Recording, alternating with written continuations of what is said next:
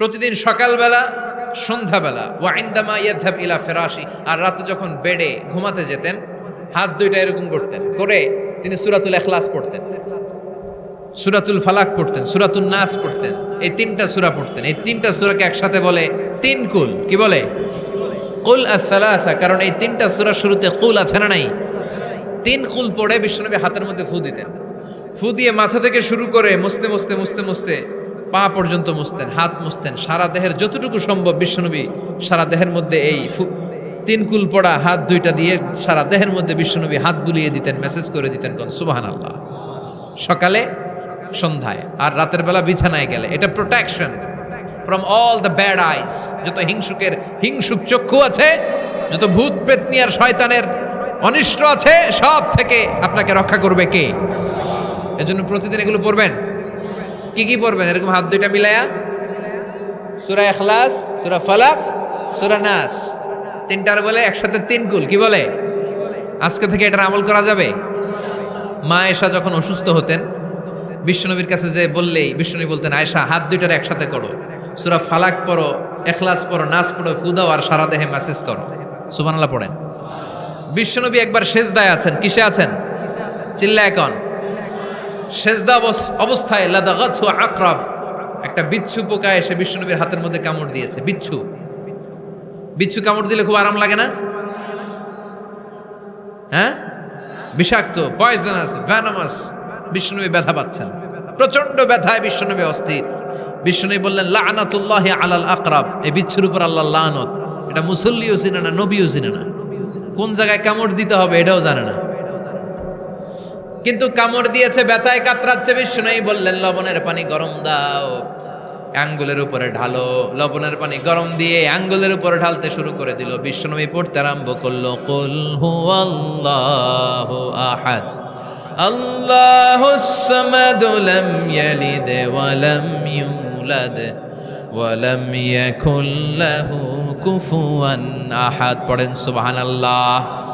এজন্য ব্যথা পেলে, সাপে কামড়ালে, বিচ্ছু কামড়ালে, বল্লা কামড়ালে, মধুপোকা কামড়ালে কি করবেন? সূরা ইখলাস, সূরা ফালাক, সূরা নাস। আবার বলেন, সূরা ইখলাস, সূরা ফালাক, সূরা পড়ে ফু দিবেন। আর রাত্রেবেলা, সকালবেলা ঘুমোতে যাওয়ার আগে হাতের মধ্যে ফুল দিয়ে সারা দেহে মেসেজ। মনে থাকবে না? মাহফিল শেষ, ওয়াজও শেষ, মনে থাকবে তো? এই মসজিদে কুবাতে বিশ্বনবী সাল্লাল্লাহু আলাইহি ওয়াসাল্লাম এক সাহাবাকে ইমাম বানায় দিয়ে আসলেন। উনি ইমামতি করে ওই মসজিদে, আর বিশ্বনবী ইমামতি করে মসজিদ নববীতে। মসজিদে কুবার যে ইমাম, তিনি প্রতি রাকাতে জাহারি কেরাতে, মানে মাগরিব, এশার, ফজরের সালাতে প্রত্যেক রাকাতে সূরা ফাতিহার পরেই এই সূরা ইখলাস পড়ে। শুনতেছেন? প্রত্যেক রাকাতে সূরা ফাতিহার পরে কি পড়ে? ইখলাস। মাগরিবের প্রথম রাকাতেও ইখলাস, দ্বিতীয় রাকাতেও ইখলাস, এশার প্রথম রাকাতে ইখলাস, দ্বিতীয় রাকাতেও ইখলাস। ইখলাস পরে এরপর অন্য একটা সূরা পড়ে, কিন্তু শুরু করে ইখলাস দিয়ে। ফজরের প্রথম রাকাতেও ইখলাস, দ্বিতীয় রাকাতেও। মুসল্লিরাকে পাইছি কি? পাইছি কি? খালি ইখলাস, খালি ইখলাস। যে ধরছে, আপনি পাইছেন কি বলেন? ইমাম সাহেব বলে, কিছুই পাই নাই, আমার মন চায় আমি পড়ি, তোর মন চাইলে তুই পড়, নাইলে যা। তোর কমিটির সভাপতি, সেক্রেটারি, এই মসজিদের ইমাম হিসাবে আমার নিয়োগ দেয় না, নিয়োগ দিছে বিশ্বনবী। আমার নিয়োগ যদি বাতিল করতে হয়, লাগবে বিশ্বনবীরে তুই ভাগ। তোমার মনে চাইলে পড়ো, নাইলে অন্য মসজিদে পড়ো, যাও মিয়া। এটা তো সভাপতির, সেক্রেটারির নিয়োগ দেয়া মসজিদ না, এটা নিয়োগ দিয়েছে বিশ্বনবী, ঠিক কিনা? নিয়োগ বাতিল করলেও কে করবে?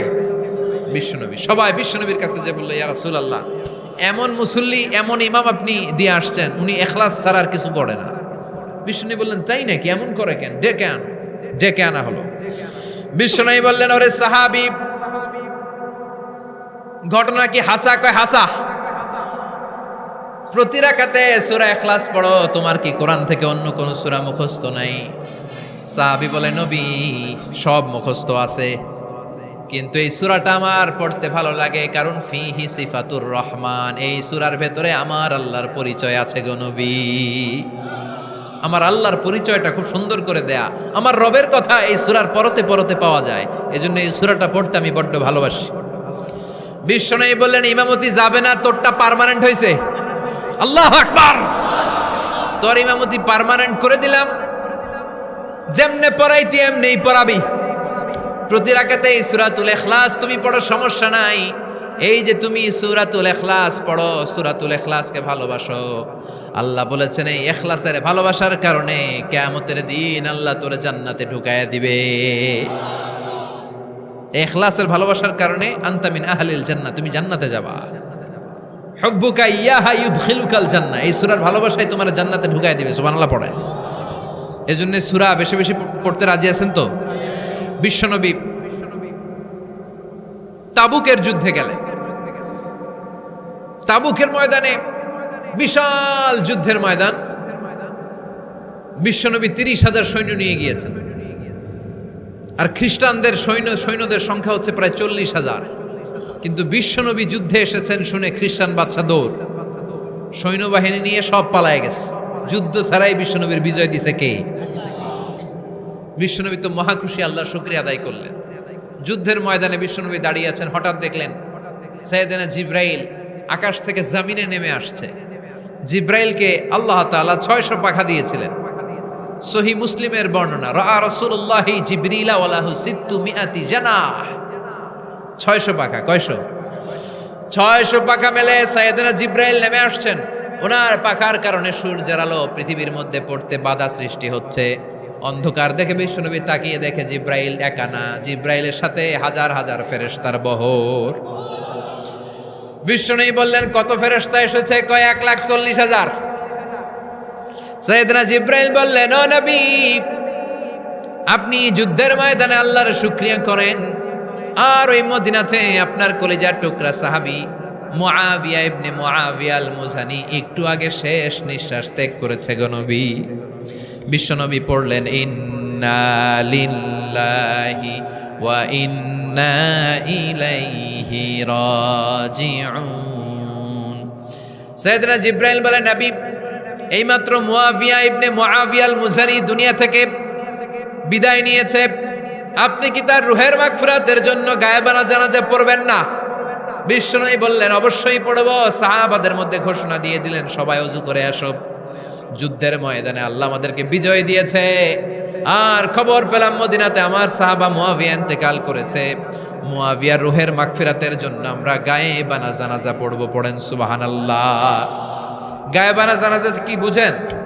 লাশ থাকে না সামনে, লাশ নাই, 4 তাকবীর, এটা আপনি পড়তে পারেন, এটা আপনি পড়তে পারবেন।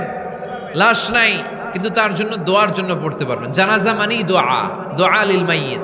4টা তাকবীর, আপনি অনেক দোয়া করছেন এই মরা লাশের জন্য। এটা তো অর্থ তো বোঝে না, এই জন্য জানাজার পরে আবার হাত তুলে দোয়া করা লাগে আমাদের। কারণ কি দোয়া করছে এটা বুঝি নাই, বুঝলে কিন্তু আর লাগতো না, ঠিক কিনা?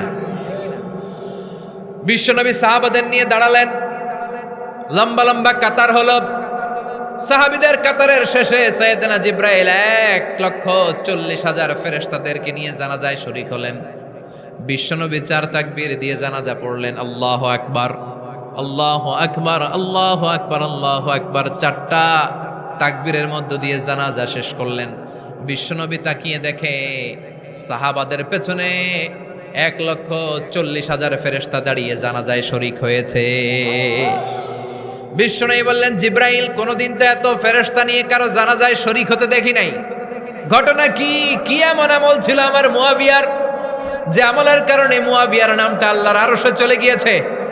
1,40,000 ফেরেশতার বহর নিয়ে তুমি জানাজায় শরীক হয়েছ। কি এমন গোপন আমল ছিল আমার মুআবিয়ার, আমারে বলো। সাইয়েদনা জিব্রাইল বললেন, নবী, আপনার মুআবিয়া বিশেষ একটা আমল করত। বিশ্বনবী বললেন, কি সেটা? সাইয়েদনা জিব্রাইল বলে, আপনার এই সাহাবী কাইমান আও কাঈদান, জালিসান আও মাশিয়ান, উঠতে বসতে চলতে ফিরতে সব সময় আপনার এই সাহাবী পড়তে থাকতো, কুল হুয়াল্লাহু আহাদ, আল্লাহুস সামাদ, লাম ইয়ালিদ ওয়া লাম ইউলাদ ওয়া লাম ইয়াকুল লাহু কুফুয়ান আহাদ। পড়েন সুবহানাল্লাহ। উঠতে বসতে চলতে ফিরতে সব সময় এই সাহাবীর একটা অভ্যেস ছিল, উনি কুল হুয়াল্লাহু আহাদের উপর আমল করত। বেশি বেশি সূরাতুল ইখলাস পড়তো। পড়তে রাজি আছেন? আজ থেকে বেশি বেশি সূরাতুল ইখলাসের উপর আমল বানানোর দরকার আছে না নাই?